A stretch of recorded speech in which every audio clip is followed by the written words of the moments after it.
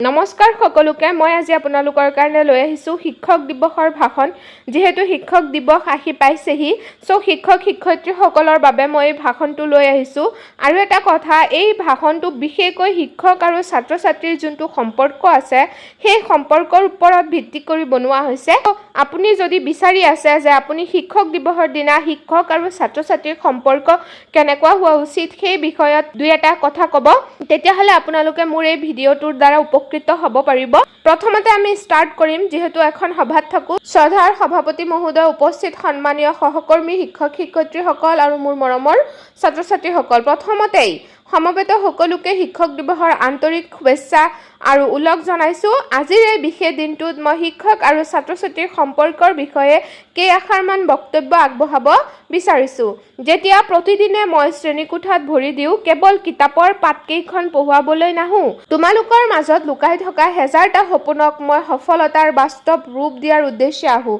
এই কথাখিনি যে লিখিছোঁ বহুত হেঁপাহেৰে মনৰ কথাখিনি লিখিছোঁ চ' আপোনালোকে যেতিয়া আপোনালোকে ভাষণ দিব এই কথাখিনি ক'লে ষ্টুডেণ্টৰো বহুত বেছি ভাল লাগিব আৰু আমি এগৰাকী শিক্ষক বা শিক্ষয়িত্ৰী হিচাপে সদায় সেইটোৱে বিচাৰোঁ যে ছাত্ৰ ছাত্ৰীৰ জীৱনটো সফল হওক চ' সেইখিনি কথা ইয়াত লিখা হৈছে কেতিয়াবা মনলৈ আহে এজন শিক্ষক হিচাপে আমাৰ পৰিচয় কি আমাৰ পৰিচয় কেৱল ব্লেকবোৰ্ড আৰু চক ডাষ্টাৰৰ ধূলিখিনিয়ে নহয় আমাৰ আচল চিনাকি হৈছে তোমালোক যেতিয়া তোমালোকৰ চকুত জ্ঞানৰ নতুন পোহৰ জ্বলি উঠে যেতিয়া ক্লাছত কিবা বুজি পাই তোমালোকৰ মুখবোৰ উজ্জ্বল হৈ পৰে তাতকৈ ডাঙৰ আনন্দ এজন শিক্ষকৰ বাবে একোৱেই হ'ব নোৱাৰে কেতিয়াবা তোমালোকৰ ওপৰত খং কৰোঁ শাসন কৰোঁ কিন্তু বিশ্বাস কৰা সেই প্ৰতিটো গালিৰ আঁৰত এজন অভিভাৱকৰ ব্যাকুলতা থাকে যাতে তোমালোকে জীৱনৰ পথত কেতিয়াও পিছলি নপৰা কিতাপৰ জ্ঞানে মানুহক কেৱল শিক্ষিত কৰে কিন্তু শিক্ষক আৰু ছাত্ৰৰ হৃদয়ে হৃদয়ে গঢ়ি উঠা বিশ্বাস আৰু মৰমৰ সম্পৰ্কটোৱেহে এজন মানুহক প্ৰকৃত মানুহ কৰি তোলে তোমালোক কেৱল মোৰ ছাত্ৰ ছাত্ৰী নহয় তোমালোক মোৰ নিজৰ সফলতাৰ আঁৰৰ কাহিনী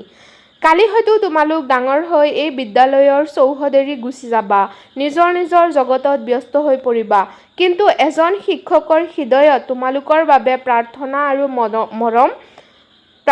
আৰু মৰম সদায় একে হৈ ৰ'ব তোমালোকৰ প্ৰতিটো সাফল্যই মোক গৌৰৱান্বিত কৰি তুলিব এইটো মোক হ'ব মই মোৰ লিখি দিছোঁ মোক গৌৰৱান্বিত কৰি তুলিব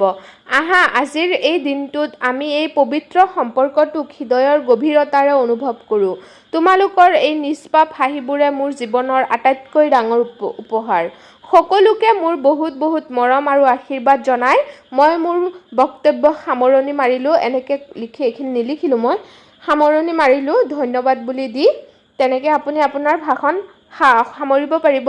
আৰু যদি কিবা এড কৰিব বিচাৰে তেতিয়াহ'লে এড কৰি ল'ব যাতে আৰু বেছি ধুনীয়া হয় কথাখিনি কি ঠিক আপোনাৰ মনৰ কথা মই এইখিনিত 100% লিখিব পৰা নাই যদি আপোনালোকৰ কিবা কমি আছে এই ভাষণটোত যদি ফিল কৰি আছে যে এইটো লাইন এনেকুৱা নহয় বেলেগ এটা হ'ব পাৰিলে হয় চ' আপুনি আকৌ ধুনীয়াকৈ লিখি ঠিক কৰি ল'ব যাতে আৰু বেছি ধুনীয়া হয় ভাষণটো চ' এইখিনিয়ে কৈ ভিডিঅ'টো সমাপ্ত কৰিলোঁ আৰু আপোনালোকলৈ অনুৰোধ থাকিল যাতে মোৰ চেনেলটো লাইক কমেণ্ট শ্বেয়াৰ আৰু ছাবস্ক্ৰাইব কৰি দিয়ে ধন্যবাদ